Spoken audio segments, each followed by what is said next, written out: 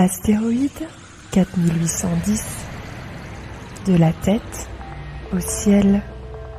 Chaque mois, je vous fais décoller vers une constellation du ciel nocturne. Je vous raconte son histoire, ses mythes, ses légendes, et vous entraîne à la découverte des objets célestes qu'elle recèle.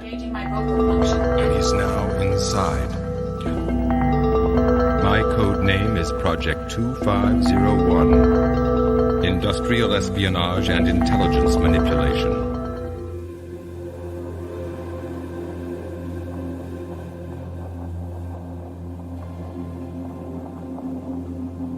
Le Dauphin est une petite constellation en forme de losange relativement peu lumineuse. Petite astuce pour la repérer, placez-vous dos au nord, puis retrouvez dans la direction sud, légèrement sud-est, le triangle d'été et plus particulièrement l'étoile Altaïr de la constellation de l'Aigle.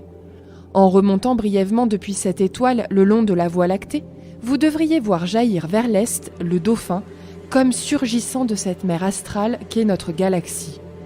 Plus nous allons avancer dans l'été, plus il vous sera facile de la repérer en début de nuit. Cette constellation fut également connue sous le nom du chameau chez les astronomes arabes et de la baleine de Jonas chez les Hébreux. 5 étoiles dessinent son astérisme, 4 pour le corps et 1 pour la nageoire dorsale. L'œil humain, entraîné ou assisté d'une paire de jumelles, ne discerne que celle-ci. En réalité, cette constellation est composée d'une 50aine d'étoiles. Certaines sont variables, c'est-à-dire qu'elles ne brillent pas de façon constante comme notre Soleil, mais par saccades. D'autres sont binaires, c'est-à-dire qu'il s'agit de 2 étoiles proches qui, liées par leur gravité mutuelle, tournent l'une autour de l'autre, tantôt s'éloignant et tantôt s'approchant.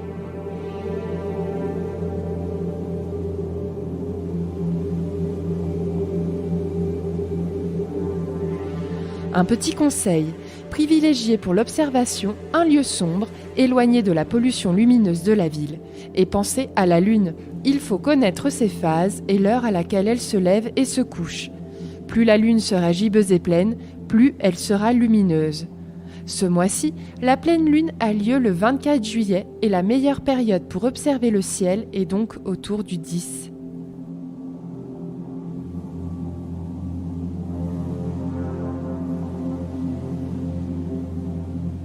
Les Grecs considéraient le dauphin comme un ami des hommes, qu'il sauvait volontiers des pièges de la mer.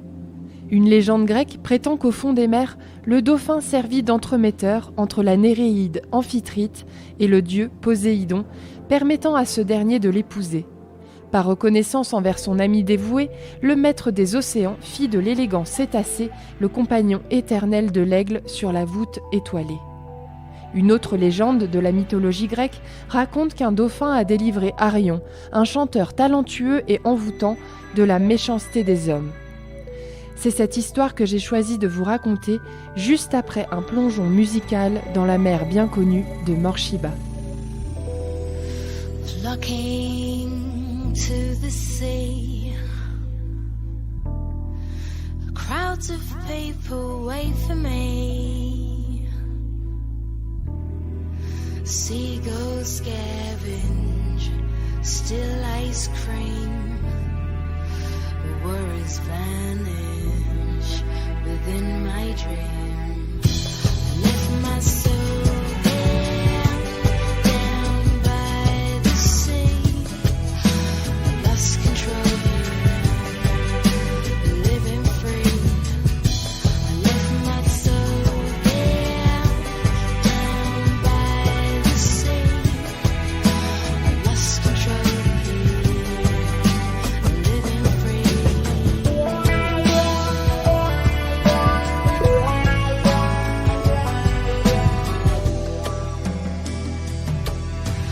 Fishing boats sail past the shore. No singing, Mayday anymore. The sun is shining, the water's clear.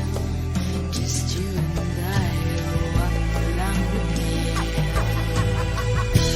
Left my soul there, down by the sea.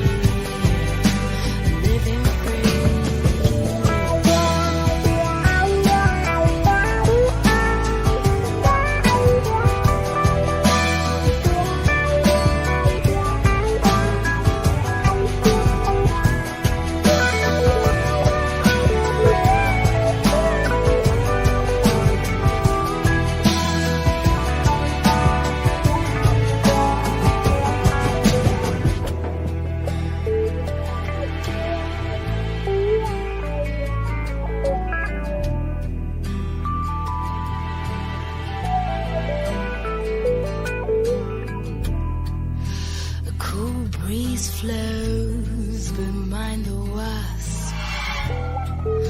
Some get stung, it's worth the cost. I'd love to stay. The city calls me home. More hassles, fusses, and lies on the phone. Left my soul down by the sea. I lost control here, living free. Left my soul down by the sea. I lost control here, living free. Left my soul down by the sea. I lost control here, living free. I left my soul down by the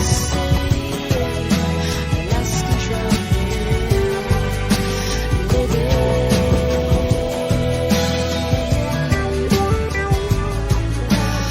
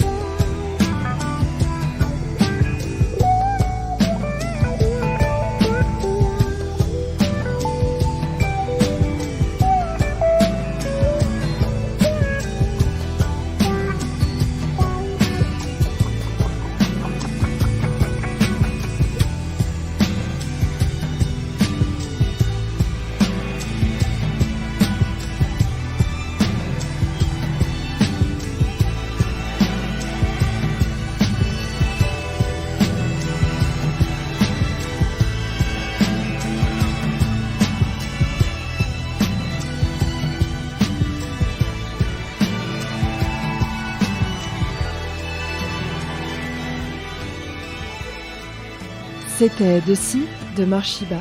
Vous êtes sur Globule Radio et l'astéroïde 4810 poursuit sa route au cœur de la constellation du Dauphin.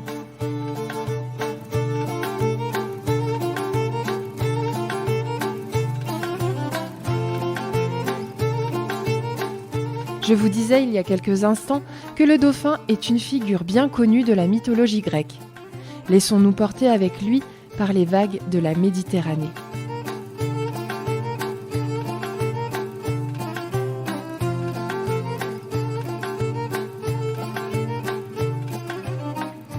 Sur la mer, au large de la Sicile, un bateau avance doucement, poussé par une brise légère qui gonfle le carré de sa voile. La côte a depuis longtemps disparu et sur toute l'étendue entourant le bateau, le soleil accroche des éclats sur les petites vagues en 1000 sourires sans cesse renouvelés. Une musique merveilleuse vibre sur la mer à partir de ce bateau. Elle vient d'un homme qui chante en s'accompagnant d'une cithare, un instrument à cordes semblable à la lyre. Debout, à la poupe, cet homme est vêtu d'une grande robe rouge, et sa tête, ses bras et son cou sont entourés d'or. La cithare brillante, aux cordes bien tendues, a des accents sublimes, car l'homme qui en joue a reçu d'Apollon le don de tirer la plus belle musique de ses cordes savamment pincées. Au centre du navire, les matelots sont assis, immobiles, charmés. Ils écoutent, muets, les voix mélodieuses de la cithare et de l'homme se soutenir, se mêler et s'éteindre dans le sillage du bateau. De tous côtés, sur la mer, dans un frisoli d'écume, des dauphins apparaissent. Ils bondissent au-dessus de l'eau et leurs yeux un instant se fixent sur le chanteur inspiré, puis ils replongent en se glissant obliquement, sans bruit, dans l'eau.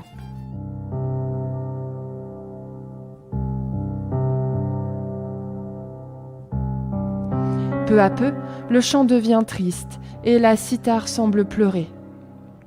Ce n'est plus la majesté des dieux que célèbre le chanteur, mais sa propre mort qu'il voit dans les yeux des matelots. Ces derniers laissent chanter Arion une ultime fois. Ils sont avides d'or. Arion est célèbre dans toute la Grèce et il revient à Corinthe, sa ville, après une tournée en Sicile où il a été couvert d'or. Cette richesse a tenté les matelots et les serviteurs du musicien sont complices. Il faut tuer Arion. Le chanteur a appris le complot et son cœur est plein de tristesse. Il a obtenu des matelots de chanter une dernière fois, entre le ciel et la mer, sur la poupe du bateau. Ces traîtres auditeurs goûtent ce moment de musique merveilleux et gratuit. Mais l'un d'eux n'entend plus la mélodie. Un autre son emplit ses oreilles et ferme son cœur, celui du tintement des pièces d'or sur les tables des tavernes, loin des tempêtes meurtrières et des vents de l'hiver. Alors il se dresse et s'avance vers Arion en disant « Ça suffit, tu as assez chanté !» À ce moment, Arion, le grand chanteur, prend sa cithare entre ses bras serrés sur sa poitrine et saute dans la mer.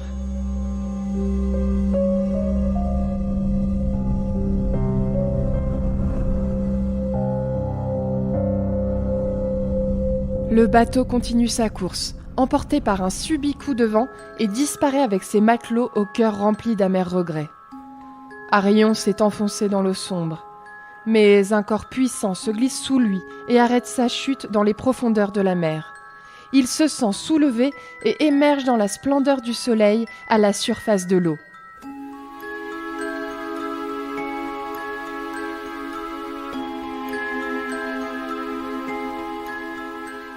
Le dauphin qui l'a sauvé tourne la tête vers lui et son regard pétille. Autour, d'autres dauphins sautent en poussant de petits cris. Assis sur le cétacé, Arion voyage sur l'eau jusqu'au cap Ténare, en Laconie. Des pêcheurs voient arriver l'homme sur la mer et le dauphin le déposer sur le sable. Le chanteur raconte son histoire. Les pêcheurs s'indignent de la méchanceté des matelots et de la lâcheté des serviteurs. Ils se réjouissent de la bonté des dauphins, gentils compagnons des hommes embarqués dans la mer. On raconte que ces pêcheurs ont érigé une statue représentant le grand Aède avec un dauphin à ses pieds.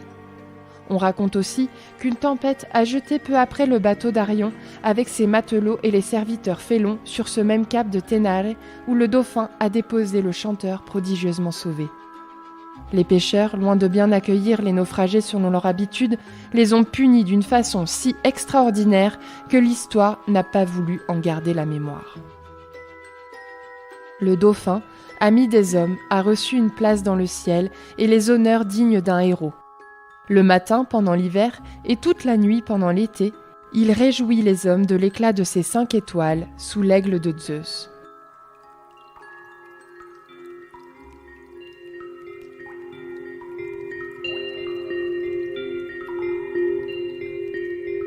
Cette histoire nous rappelle la puissance de la musique et nous amène à reconsidérer les liens entre l'homme et la nature. Plus que des liens, ce sont nos connexions et notre place au sein de cet immense réseau que nous nommons nature qui se dessine à travers le symbole du dauphin.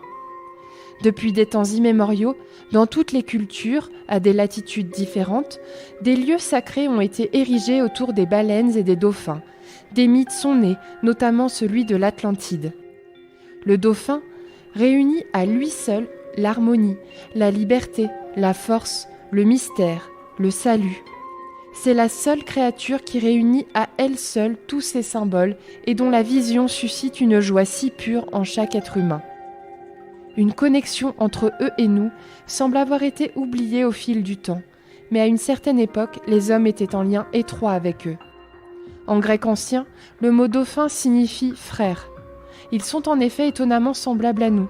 Par exemple, en termes d'intelligence, de conscience, de culture, ils s'offrent des cadeaux.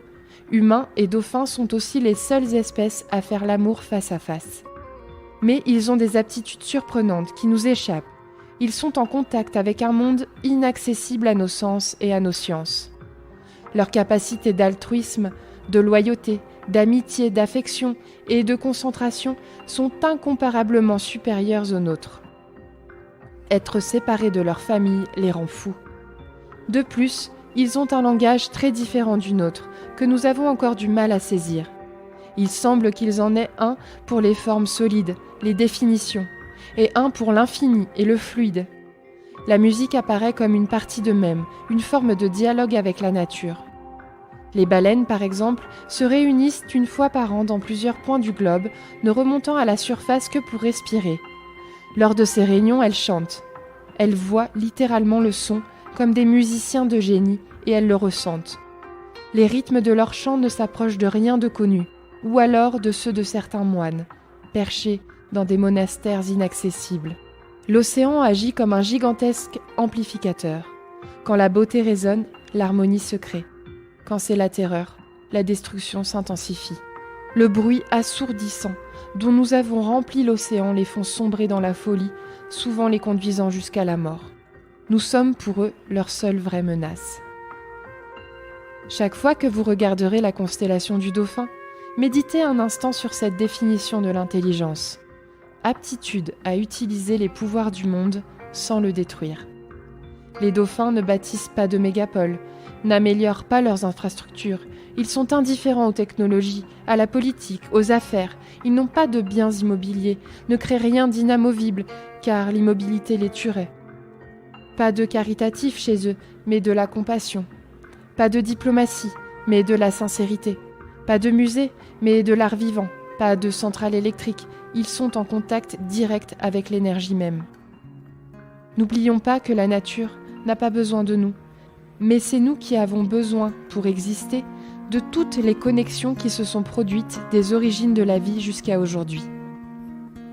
Je vous laisse quelques minutes dans vos pensées, accompagnées par la douce voix de Nessie Gomez, Pachamama. En el cielo, en la tierra, con el sol y las estrellas.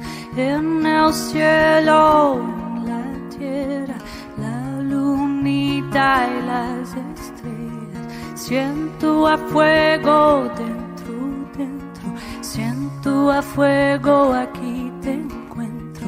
Siento a fuego dentro, dentro. Siento a fuego, aquí te encuentro. Pachamama, en este fuego. Pachamama, aquí te encuentro. Pachamama, en este fuego. Pachamama, aquí te encuentro. Vuela, vuela, aguilita. Vuela, vuela, condorcito. Vuela libres por nosotros. Cuidan, miran todo, todo.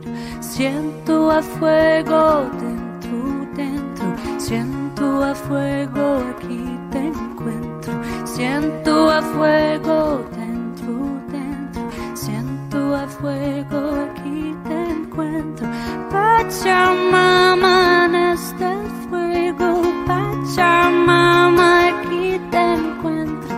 Pachamama, en este fuego. Pachamama, aquí te encuentro.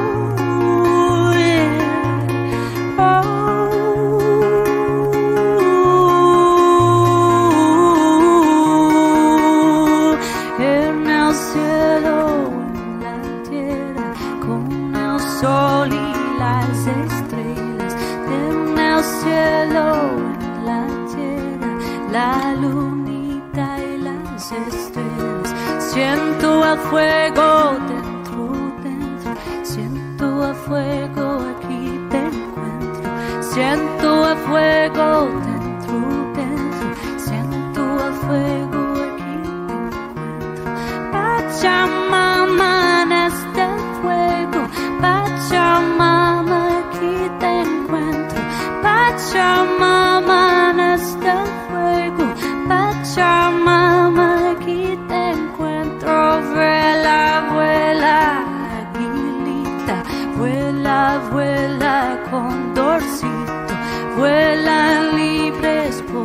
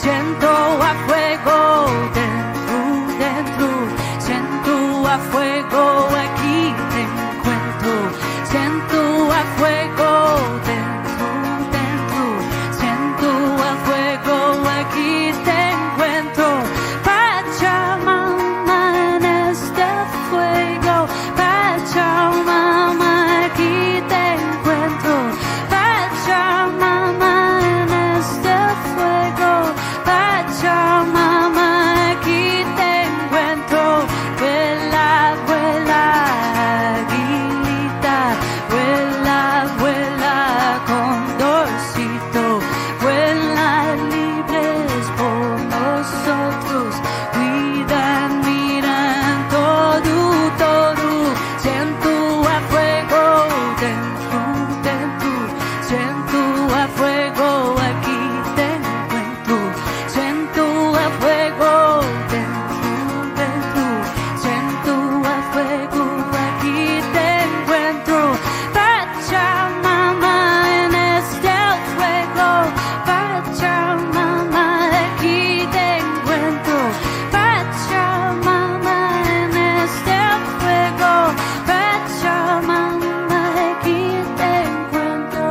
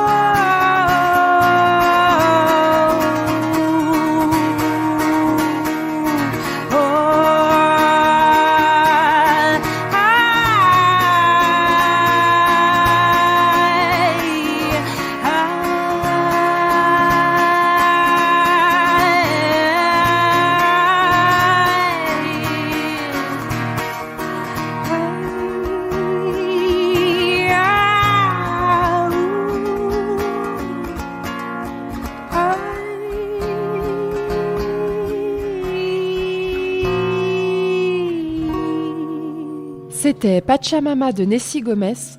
Vous êtes sur Globule Radio 90.5.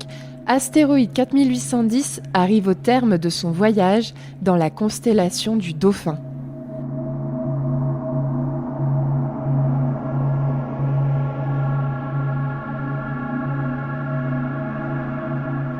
Comme je l'évoquais au début de cette émission, les 5 étoiles les plus brillantes qui composent la constellation du Dauphin sont pour la plupart des étoiles doubles ou variables. Les 3 qui forment la partie dorsale du Dauphin, dans le losange, sont doubles, Al-Salib, Swallow-Cygnes et Rotanev. L'étoile ventrale, Al-Uqud, la 4e du losange, est variable pulsante.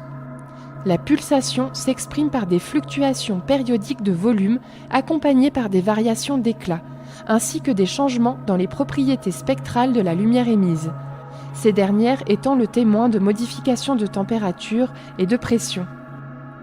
La 5e étoile qui représente la queue du Dauphin, Al-Dolphin, est une géante bleue située à plus de 350 années-lumière de nous.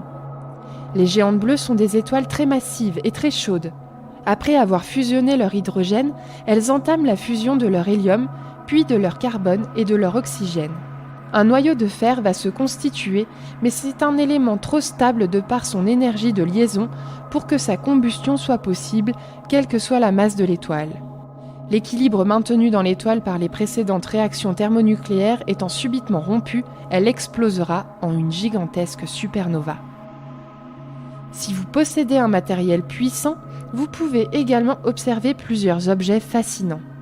La nébuleuse planétaire de l'éclair bleu, NGC 6905, qui se situe dans l'axe de Al-Uqud et Swallow-Cygnes en direction de la constellation de la Flèche à plus de 5700 années-lumière de nous. La nébuleuse planétaire NGC 6891 à plus de 11 000 années-lumière de nous entre l'Aigle et le Dauphin, ainsi que les amas globulaires NGC 6934 et NGC 7006. Vous retrouverez des images de ces différents objets sur la page Facebook d'Astéroïde 4810.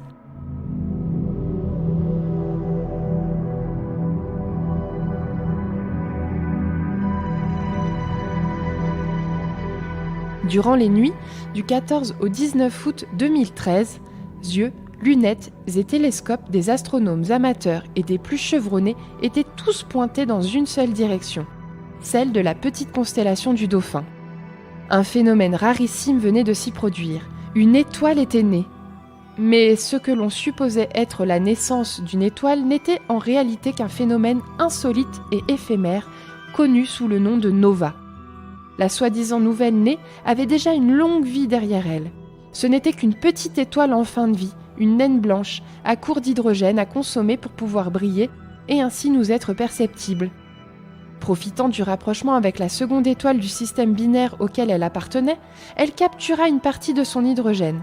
Le gaz alors accumulé à sa surface, chauffé et écrasé, fusionna provoquant une vive explosion. En résulta une augmentation prodigieuse de la magnitude de l'étoile. Mais cette vive luminosité ne dura que quelques jours, et l'étoile reprit ensuite progressivement son éclat initial, au point qu'au bout de plusieurs jours, on ne la vit plus. Rien ne dit qu'on la reverra pas dans une dizaine d'années ou plus. Ce phénomène peut en effet se répéter que ce soit dans le Dauphin ou ailleurs. Une bonne raison d'être attentif et de lever les yeux au ciel.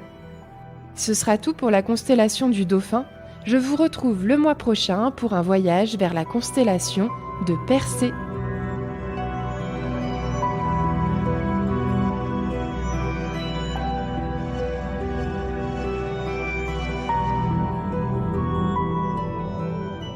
D'ici là, vous pouvez me retrouver en podcast sur globule.chamonix.radio et sur la page Facebook d'Astéroïde 4810.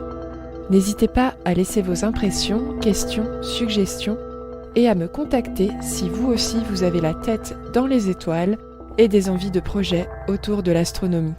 Bonne journée sur Globule!